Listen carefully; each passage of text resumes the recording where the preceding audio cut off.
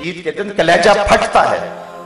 ایک طرف ہم عید کی خوشیاں منا رہے ہوتے ہیں اور ایک طرف غریبوں کے بچے روٹ کے بیٹھے ہوتے ہیں کہ اتنے پیسے دو گے تو ہم گھر سے جائیں گے. بچے تو بچے ہوتے ہیں اور تو کھیلنے کو چاند بھی مانگ لیتے ہیں.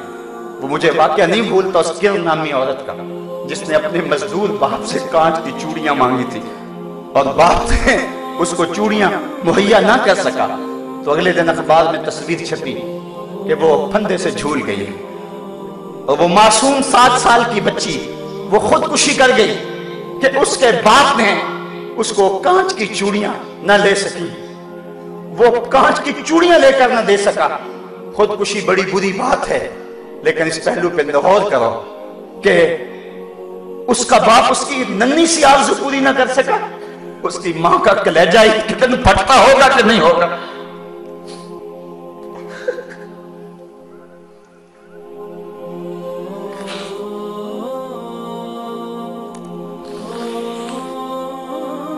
عالی نصب کوٹھیوں میں رہنے والوں غریبوں کی جھونپڑیوں کو بھی دیکھو.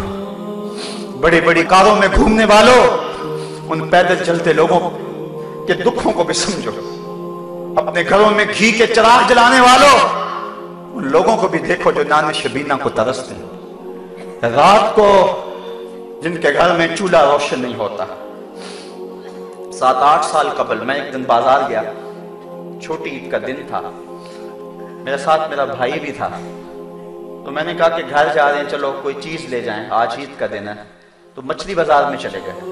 تو میں نے وہاں ایک عجیب منظر دیکھا جو آج تک مجھے بھول نہیں سکا. ہم نے اسے کہا کہ ہمیں مچھلی دے دے. تو وہ مچھلی کو صاف کر کے جب اس کو کاٹنے لگا تو اس کا سر ایک بالٹی میں ڈال دیا اور اس کے پیچھے دم اس نے تھوڑی سی زیادہ کاٹی اور تھوڑا سا گوشت بھی اس کے ساتھ چلا گیا وہ بھی بالٹی میں ڈال دیا.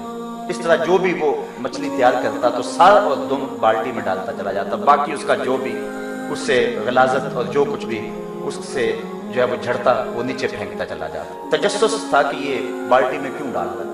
خیر تھوڑی دیر کے بعد میں نے دیکھا کہ ایک نوجوان آیا پیچھے سے. اس نے اس کو 10 روپے دیے اور اس نے اس بالٹی میں ہاتھ ڈالا اور چند مچھلی کے سر اور چند اس کی دمبے نکال کر کے ایک شاپر میں ڈال کے اس کو دے دی. حیران سا ہو گیا کہ اس نے یہ کیا کر دیا. خیال تھا کہ شاید یہ کوئی نوجوان سا ہے شاید کوئی کبوتروں کو ڈالتا ہوگا کوئی ایسا معاملہ ہوگا اس کا کوئی کبوتر کی غذا بناتا ہوگا. لیکن اس کے باوجود جو ہے وہ تجسس بڑھتا گیا.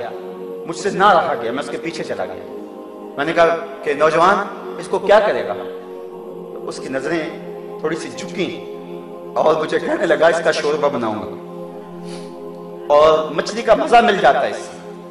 صاحبوں میں عید کے دن کی بات سنا رہا ہوں اور اس ملک کی بات سنا رہا ہوں. جب اس ملک کے اندر لوگ ایسی زندگی عید کے دن بھی گزاریں گے تو پھر وہ پاک سرزمین شاد باد کا نعرہ تو نہیں لگائیں گے.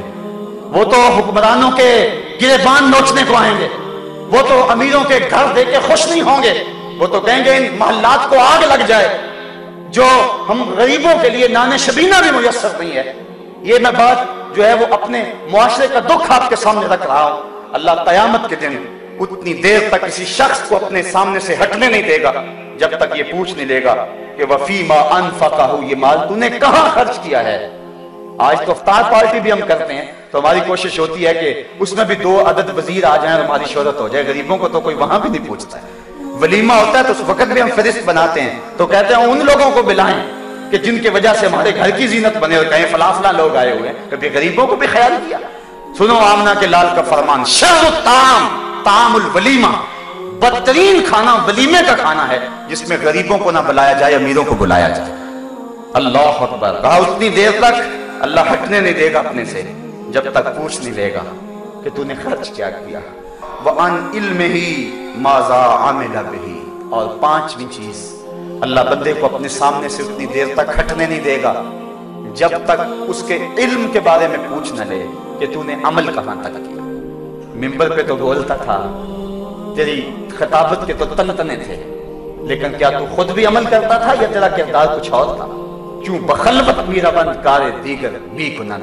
خلوت میں تیری کرتوتیں اگر اور تھی اور منبر پہ اور طرح کا تو خطیب تھا تو پھر اللہ پوچھے گا قیامت کے دن. اگر اس کے قول و عمل میں تضاد نہ ہوا تو ہاتھ باندھ کے عرض کرے گا مالک جو توفیق ملی سے تیرے دین کی نوکری کرتا تھا لیکن اگر اس نے منبر کی آبرو کو بیچا اور چائے کی پیالی پہ دین بیچا تو کل قیامت کے دن وہ کیا جواب دے گا؟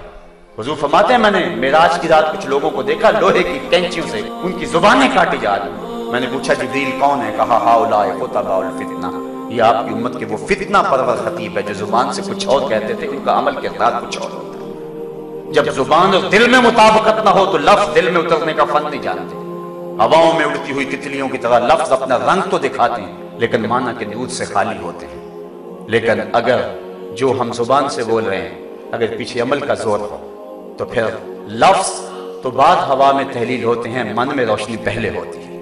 حضرت شاہ نقشبند بخاری علیہ رحمہ فرماتے ہیں جس شخص کی خاموشی فائدہ نہیں دیتی اس کی تقریر بھی فائدہ نہیں دیتی.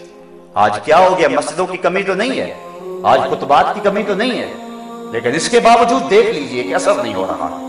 آج ہم وہ نہیں رہے. بال کہتا ہے کہ حج زکات سب کچھ ہے باقی مگر تو باقی نہیں ہے.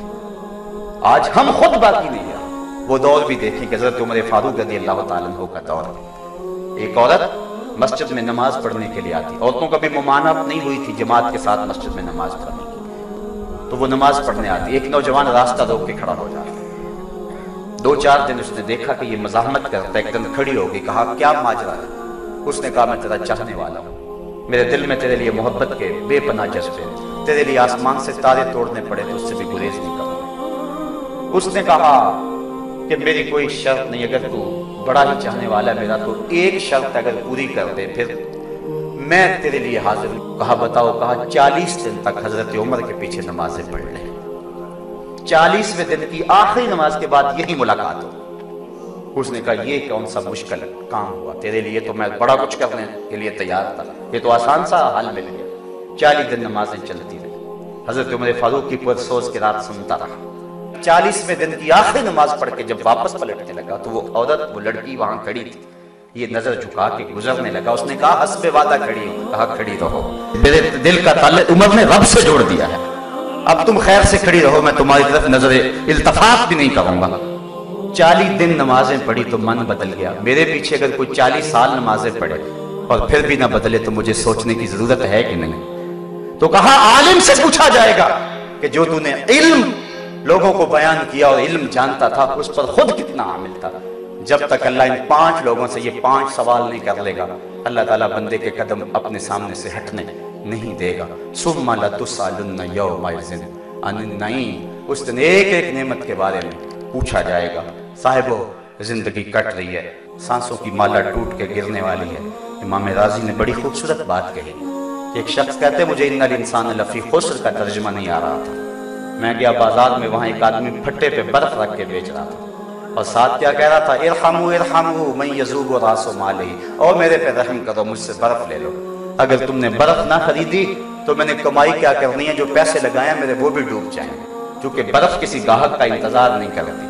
تو کہا جب اس نے یہ بات کہی تو مجھے ان الانسان لفی خسر کا ترجمہ سمجھ میں آ گیا. میں نے بھی کہا سانسوں کے ذریعے زندگی کی برف پگھلا رہے ہیں. اگر جلدی جلدی ان سانسوں کے بدلے میں زندگی کا حسن خرید لیتے ہیں اور نیکی اچھائی حاصل کر لیتے ہیں تو یہ زندگی کام آ گئی، ورنہ انسان خسارے کا سودا کر رہا ہے. ماہ رمضان آیا تھا، اب ہم سے رخصت ہو رہا ہے.